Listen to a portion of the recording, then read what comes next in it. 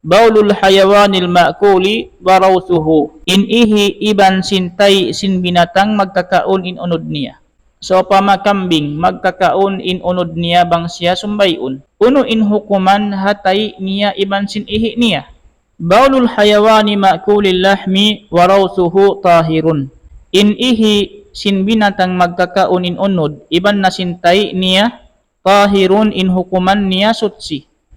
Mislu upamahan niya al-ghanam, kambing, wal ibil iban na sin unta, wal bakar iban na sin sapi, wal hamam iban na sin mga manok-manok, yan na sin mga asang yaon, wal aranib iban na sin mga rabbit, wa gayruha iban na sin dugaing din ha mga nagkasabot yaon.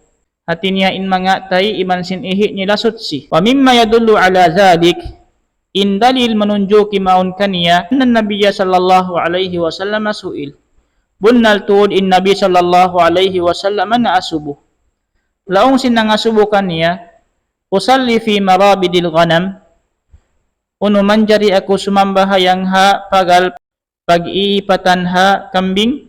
Laong sin nabi sallallahu alaihi wasallam na'am hoon manjari kau sumambahayang doon ha pagal niya. In dalil makawa diha ini, wa ma'lumun anna fi marabidil ghanam ab'aruha wa abwaluha. Kaingatan na to, sinbunal tuod, aun doon halom sin pagal sin kambing, mga tayi niya iban sin mga ihi niya. Doon siya magintaw, doon siya mag-ihi, halom sin pagal niya.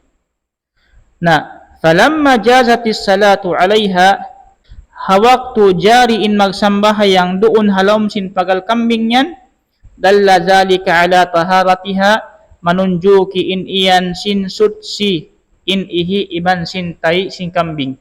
Karena in pagsambahayang di siya jarihun hatampat amuin aun siya najis.